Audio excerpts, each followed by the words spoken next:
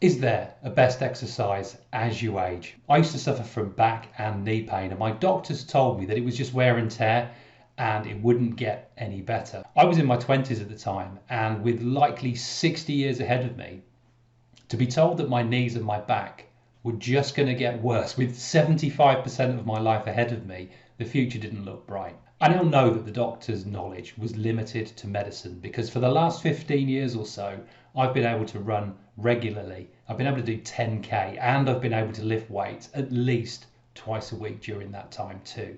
As we age though, how do we support our bodies so it can slow down the aging process and help us avoid ailments?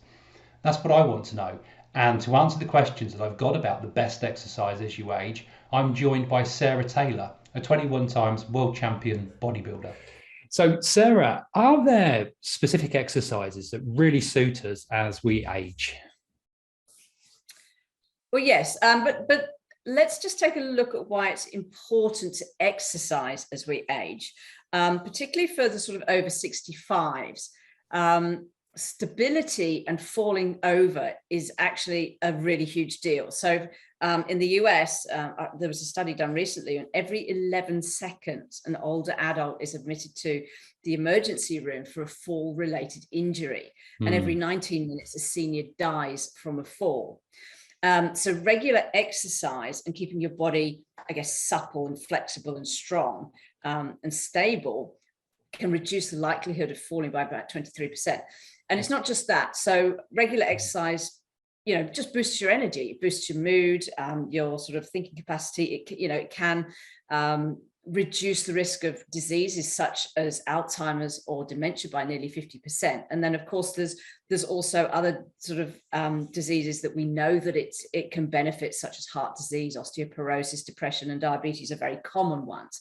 So these are all incredibly good reasons to exercise. Even if you haven't exercised in your life, it's always a good time to get started.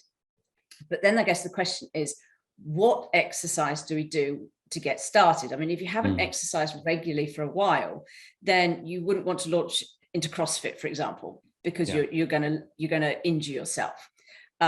So you might want to start with weight sparing exercises such as swimming or aqua aerobics, something that actually takes the loads off the joints while you're building up, I guess, strength in the tendons and the joints themselves and getting your muscles used to exercising. Weight bearing exercises that you might want to lead into could include sort of walking or band exercise programs or Pilates, yoga, Tai Chi. These all build up incredibly, I guess, lean strength. Bodyweight workouts are also a great way of getting started. You just want to avoid diving straight into the strength training stuff. And I guess if you've always exercised, then sort of keep doing what you're doing, but you might want to mix it up and try new types of exercise to keep the body adapting. Because if you just do one sort of exercise, your body will get very strong at doing that particular exercise, but in different planes of movement, you'll be weak. So for example, if you've run and you always just run, your body will be very strong in a kind of straightforward plane of movement, but from a sideways plane of movement, you might be a little bit less strong, if you see what I mean, because you're not challenging your body to move sideways. Those muscles will be underdeveloped in comparison to your sort of forwards and backwards muscles. Does that make sense? Yeah, nice. Yeah. And then really, really interesting what you're saying, because I've just been reviewing, and we'll release this at some point in the future, a program on Pilates, and it's really interesting because of the way that taught to balance and the core strength and everything that comes from that. And I think I've developed muscle that I didn't have before in new places, just because I've been standing differently and moving slightly differently. That's right. And actually isolating some muscle group whilst working at another muscle group. It's been really fascinating 30 days of doing that. Yeah. And overall, that's just going to make you stronger. Loss of muscle, which accelerates sort of particularly after 40, is absolutely a key factor in aging. And it's why people become frail. And so gradually building in some sort of resistance exercise can offset that. So I guess let's take a look at sort of exercises for age groups. Yeah. So I guess in your sort of teens and 20s and stuff, your body's really at its peak physical, I guess, development. You're kind of bulletproof, really. So you can really kind of launch in at sort of fairly intensive exercises. Weight training is a great thing. Obviously, sort of cardio, all sorts of sports. Your muscles will recover quickly, and you'll just be able to go with much greater intensity. Combined strength kind of exercises with cardio and more resistance exercises, any kind of balance. So probably sort of maybe 3 or 4 sort of strength and resistant type of exercises with maybe 1 or 2 more endurance sort of exercises work really well in your 20s. Your body's just able to sustain that higher level, more intense level of activity. As you get to your 30s, your body's sort of kind of just coming off its peak, and you might sort of start taking long to recover from workouts. So you might want to pull back a little bit if you're doing resistance training. But however, this is a particularly important time for women to start resistance training to offset any potential future complications from osteoporosis or arthritis.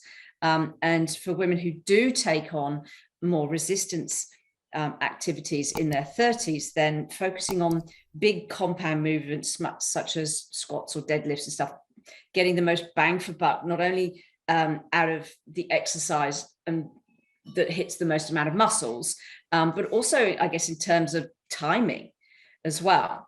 You want to be able to do something that A, you enjoy, and B, it fits into your lifestyle. That's the key to any kind of exercise that you do anyway. Interval-based cardio, like spinning, it can work here as well. People take up CrossFit quite a lot here in their 30s as well, and their body can sustain this level of very high intensity activity. You might want to consider getting a trainer. If you've never done any kind of exercise and you're just starting, consider joining a group, getting a trainer of some description to help you focus on getting your technique correct, first of all, so that you don't get injured. As we move on to our 40s, a lot of women particularly focus a lot on cardio exercise, and really in the 40s is very, very critical for women to start doing some sort of resistance training, at least 2 or 3 times a week, because of their bone density. And as I think I've said this before, but osteoporosis runs down the female line of my family. And it's something that I've been very cognizant of, as I hit my 40s, and actually I was 42 when I did get into the strength training, and my bone density has increased to that, it's equivalent to that of a 35-year-old, even though I'm in my 50s. And it's because of this strength training. And like I say, having seen my grandmother literally crumble away from the inside, it's something that's very close to me, and I'm very cognizant of. So women really, really do need to get that resistance training into them to preserve the muscle mass. But it's equally important for men as well to preserve that muscle mass so that we don't get this frailty starting to happen. And then much sort of beyond the 50s and 60s, as aging does progress, our body slows down. So if you are a very active person, you might want to start pulling back a little bit, maybe giving yourself more time to recover. So you might do shorter workouts and give yourself a little bit of longer time to recover. You don't want to stop, but you might want to give yourself that extra time for recovery. So I mean, I know for myself, I used to bash out 7 weight training sessions a week. Now I actually don't like doing that. Most weeks I'm doing about 4 sessions a week now, because I need that time to recover. I find that I'm not as good if I do back-to-back workouts. I'm not as efficient or as effective. So I do, I've noticed it for myself. I do need that extra time to recover. So then, like I say, as you get into your 60s and 70s, all well and good taking up exercise, but really focus on probably the more endurance ones and the more flexibility-based ones or stability-based ones, like I say, things such as yoga, Pilates, Tai Chi, that sort of stuff. Yeah. That was Brilliant. a very long answer.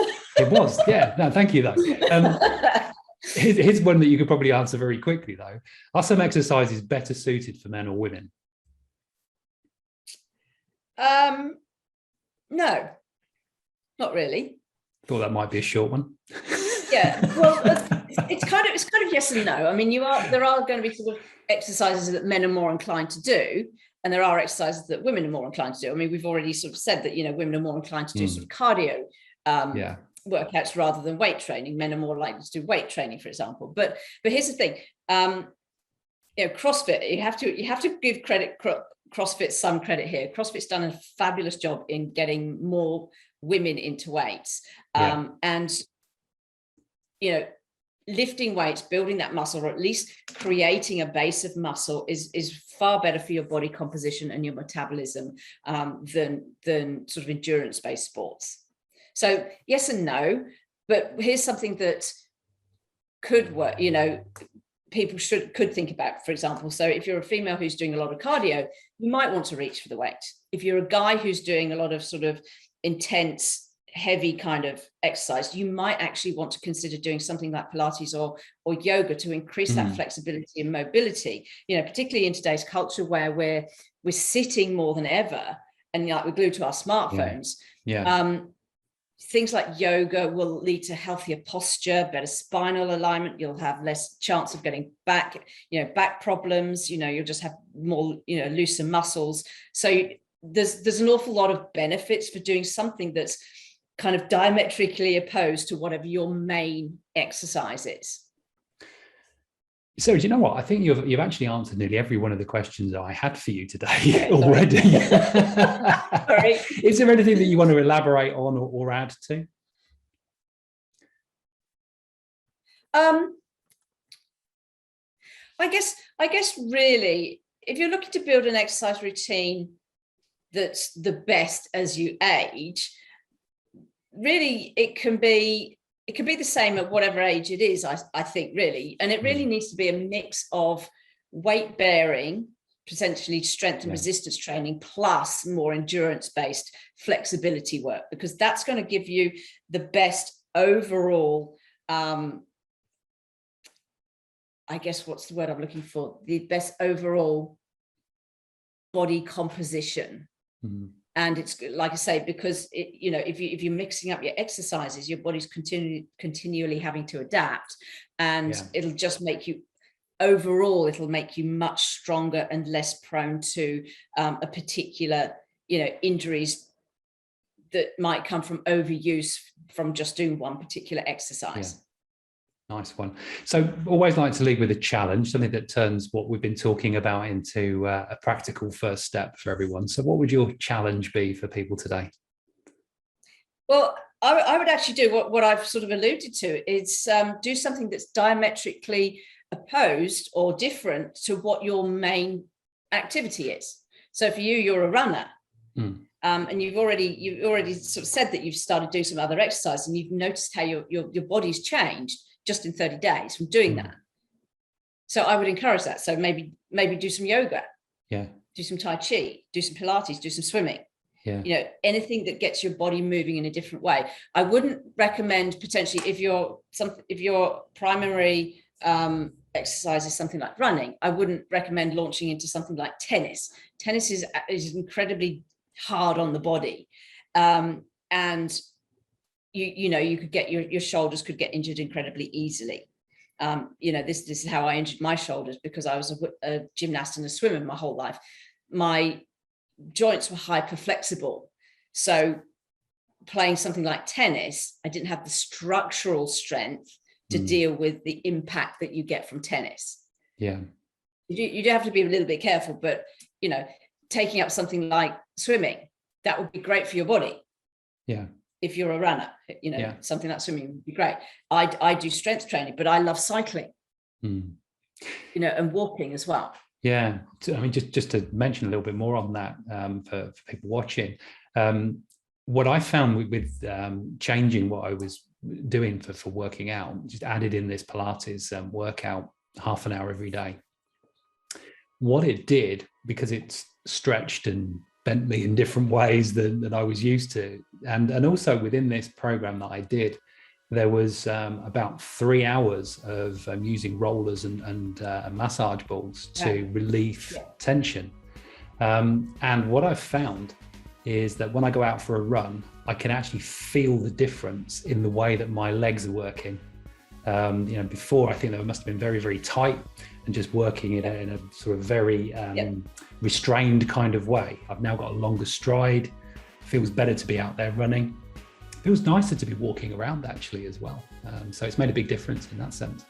Yeah, and that, so yes, so I guess that's the challenge. Do something different.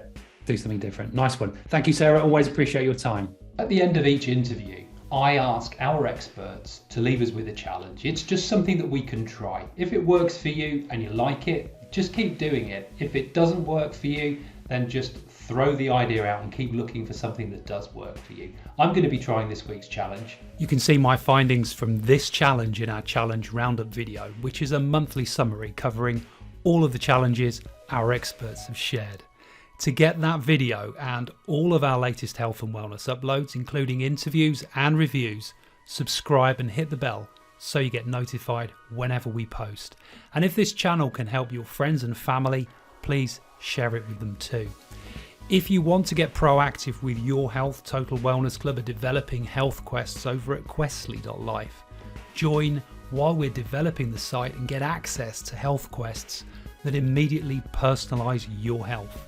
You'll get to identify which of 10 critical health categories need your attention. You'll be able to track your progress and you'll be able to help us develop the platform too. I'll put a link in the description and I'll see you in the next video.